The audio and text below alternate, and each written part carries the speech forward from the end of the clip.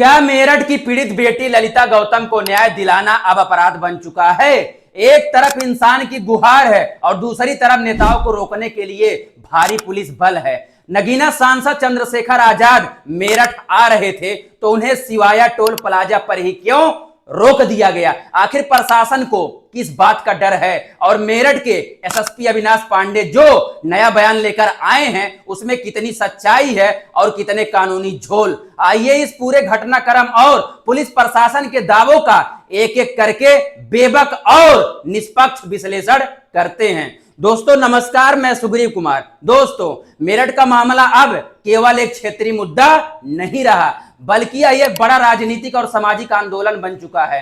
बुधवार को हुए लाठीचार्ज के बाद जब हालत बिगड़े तो भीम आर्मी और आजाद समाज पार्टी के राष्ट्रीय अध्यक्ष व सांसद चंद्रशेखर आजाद खुद पीड़ित परिवार से मिलने मेरठ के लिए रवाना हुए, लेकिन पुलिस प्रशासन ने उन्हें मेरठ की सीमा पर स्थित सिवाया टोल प्लाजा पर ही भारी फोर्स के साथ रोक दिया। कार्यकर्ता की भारी भीड़ जमा हो गई। चंद्रशेखर आजाद ने साफ शब्दों में अधिकारियों से पूछा कि आंदोलनकारियों पर लाठीचार्ज क्यों हुआ, बुजुर्गों माताओं को धक्का क्यों दिया गया? सिर्फ चंद्रशेखर आजाद ही नहीं दोस्तों, कांग्रेस के नेत्री पूनम पंडित को भी ललिता गौतम के घर जाने से पहले बुलंदशहर में ही पुलिस द्वारा नजरबंद कर दिया गया।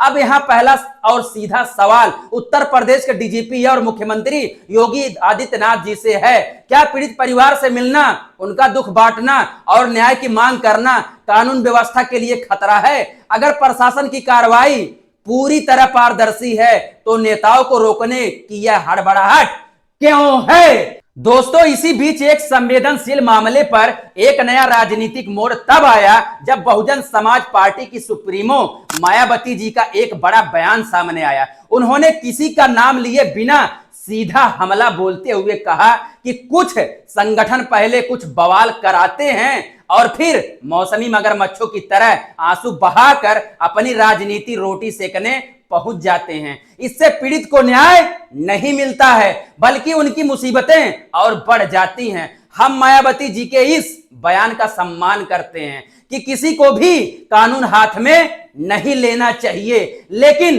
दलित समाज के भीतर से ही आज यह कड़ा सवाल उठ रहा है।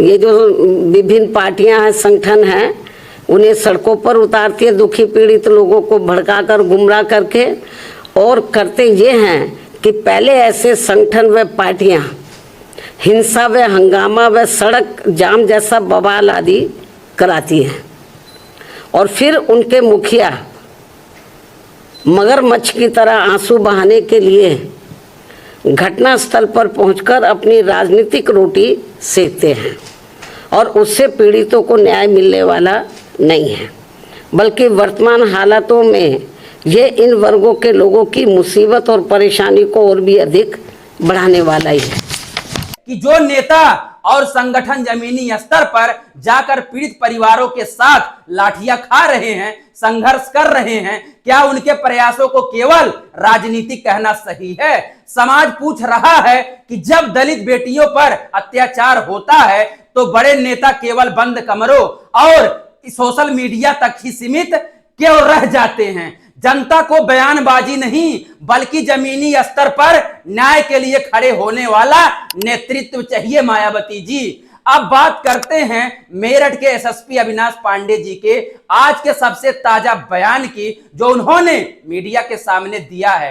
एसएसपी साहब ने कानून का हवाला देते हुए कई बातें कही हैं जिनका बिंदुवार और कानूनी विश्लेषण करना बेहद जरूरी है। उन्होंने दावा किया है दोस्तों, दावा नंबर 1, हम भारत के लोग और संविधान का पाठ। कप्तान साहब ने कहा कि सोशल मीडिया पर पर्सनल कमेंट करने वालों की काउंसलिंग की जाएगी और उन्होंने लोगों से अपील की है कि वे संविधान की पहली लाइन हम भारत के लोग को पढ़ें। दोस्तों, हमारा तार्किक सवाल कप्तान साहब, संविधान बिल्कुल हम भारत के लोग से शुरू होता है और यही संविधान के हर नागरिक को शांतिपूर्वक प्रदर्शन करने, अपनी बात रखने और अभिव्यक्ति की आजादी देता है। जब देश की जनता संविधान के दायरे में न्याय मांगती है तो क्या उन पर लाठियां बरसाना और गाड़ी के अंदर बंद करके हाथ उठाना संविधान की मर्यादा के अनुकूल आता है,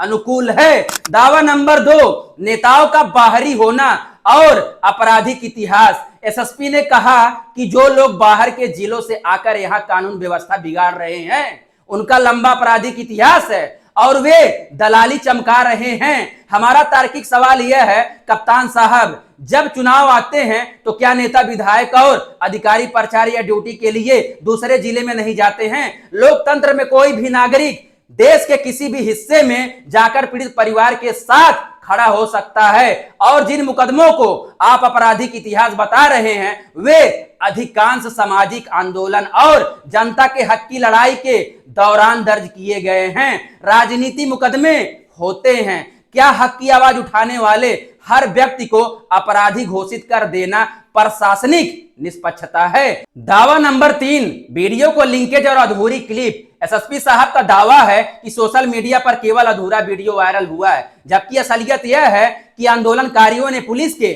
यशो को कोहनी मारी और उप निरीक्षक को धक्का देकर गिराया, जिसके साक्ष्य पुलिस के पास हैं। हमारा कानूनी विश्लेषण, अगर प्रदर्शनकारियों ने कानूनन हाथ में लिया है या किसी पुलिसकर्मी पर हमला करने का प्रयास किया तो कानूनन आपके पास उन्हें गिरफ्तार करने और अदालत के सामने पेश करने का पूरा अधिकार है। लेकिन हमारा कानूनी सवाल यह है कि हिरासत में लिए जाने के बाद जब कोई व्यक्ति पूरी तरह पुलिस की कस्टडी में है, यानी गाड़ी के भीतर है, उनके कब्जे में है, और तब क्या किसी भी अधिकारी को उस पर हाथ उठाने का विधिक अधिकार है? कानून इसकी इजाजत कभी नहीं देता है। दोस्तों, मेरठ पुलिस का यह कहना बिल्कुल सही है कि इलेक्ट्रॉनिक और सीसीटीवी सर्विलांस के आधार पर चेन ऑफ एविडेंस मजबूत होनी चाहिए ताकि असली आरोपियों को कोर्ट में फायदा ना मिले। हम भी यही चाहते हैं कि ललिता गौतम हत्याकांड की विवेचना इतनी वैज्ञानिक और निष्पक्ष हो कि मुख्य आरोपी के साथ साथ इस साजिश के पीछे छिपे हर एक चेहरे को फांसी की सजा मिले।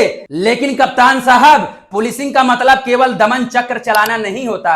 अगर समाज के मन में कोई असंतोष या भ्रम है तो उसे डंडे के जोर पर दबाने के बजाय पारदर्शी तरीके से दूर किया जाना चाहिए। जब तक ललिता गौतम के मामले में बची हुई गिरफ्तारियां पूरी नहीं हो जाती तब तक जनता का आक्रोशित होना स्वाभाविक है। पुलिस का काम जनता में सुरक्षा की भावना पैदा करना है, ना कि खौफ का माहौल बनाना है। दोस्तों, लोकतंत्र में सवाल पूछना हर नागरिक का अधिकार है और जवाब देना हर अधिकारी की जिम्मेदारी है। ललिता गौतम के परिवार को बिना किसी भेदभाव के पूरा न्याय मिलना ही चाहिए। क्या आपको लगता है कि प्रशासन द्वारा चंद्रशेखर आजाद और अन्य नेताओं को रोकना सही कदम था? क्या मेरठ पुलिस की यह दमनकारी कार्यशैली जायज है? कमेंट बॉक्स में अपनी राय पूरी शालीनता और कानूनी तरीके से, मर्यादित तरीके से दर्ज जरूर करें। बहुजनों और इंसाफ पसंद नागरिकों, इस वीडियो को ज्यादा से ज्यादा शेयर जरूर करना ताकि सच की आवाज बिना डरे, बिना झुके सीधे शासन और प्रशासन के गलियारों तक गूंजती रहे। दोस्तों, धन्यवाद। जय हिंद, जय भीम।